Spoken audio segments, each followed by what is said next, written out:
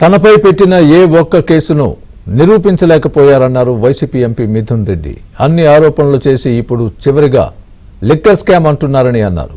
అన్ని కట్టుకథలని రాజకీయ కుట్రతోనే ఇవన్నీ చేస్తున్నారని చెప్పారు. కేసులకు భయపడేది లేదని కోర్టులో న్యాయం కోసం పోరాడతానని అన్నారు మిథున్ రెడ్డి.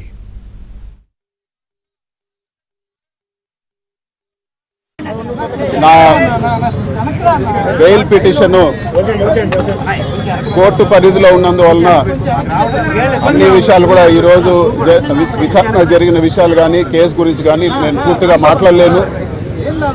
కానీ కొన్ని విషయాలు చెప్పదలుచుకున్నాను.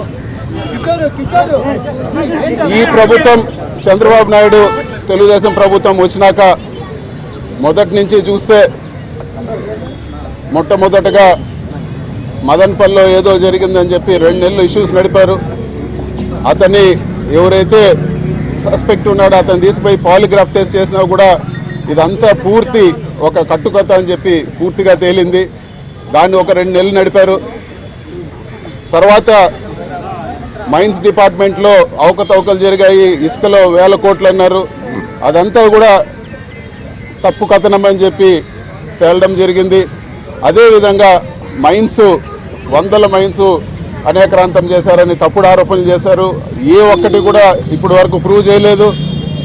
అదేవిధంగా మళ్ళీ కొన్ని రోజులకి ఫారెస్ట్ ల్యాండ్ మా సొంత ల్యాండ్ అని పేపర్లు చూపించినా కూడా ఇది ఫారెస్ట్ ల్యాండ్, దీన్ని ఆక్రమించారన్నారు. కోర్టులో మేము కోర్టుకు పోతే మళ్ళీ అదంతా కూడా కరెక్ట్గానే ఉందని చెప్పి కోర్టుకు వాళ్ళు సబ్మిట్ చేయడం జరిగింది.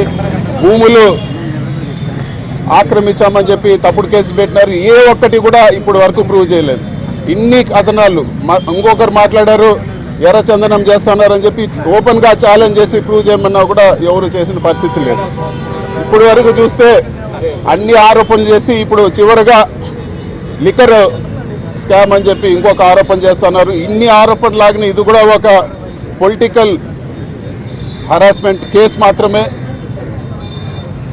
ఒకటైతే వాస్తవము, ఇప్పటి వరకు రాష్ట్రంలో ఉండే అన్ని ఏవేవైతే ఒక డ్రగ్స్ కేసు, ఒక హ్యూమన్ ట్రాఫికింగ్ తప్పితే అన్ని రకాల కేసులు ఇప్పటి వరకు పెట్టారు.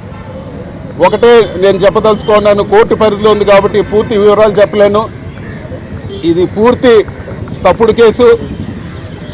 ఇలాంటి కేసులకు భయపడేది లేదు, ధైర్యంగా ఎదుర్కొంటామని చెప్పి కూడా ఈరోజు మీ సమక్షంలో తెలియజేస్తా ఉన్నాను. కోర్టులో డెసిషన్ వచ్చిన తర్వాత ఈ కేసు గురించి కూడా పూర్తిగా నేను మీ అందరితో కూడా మాట్లాడతానని చెప్పి తెలియజేస్తాను. ఏ విధంగా మిమ్మల్ని ఏమన్నా వాళ్ళు టార్చర్ పెట్టడం కానీ లేదంటే అవమానకరంగా మాట్లాడడం కానీ లాంటి ఏమైనా దర్యాప్తులో జరిగింది? ఇది కోర్టు పరిధిలో ఉంది. ఈరోజు జరిగిన ఏదైతే సిట్ విచారణ కానీ లేకపోతే కేసు గురించి కానీ నేను మాట్లాడే పరిస్థితి లేదు. ఖచ్చితంగా కోర్టులో డెసిషన్ వస్తాను. దీని గురించి నేను పూర్తిగా ప్రెస్ కాన్ఫరెన్స్ పెట్టి పూర్తిగా కూడా నేను మాట్లాడతానని చెప్పి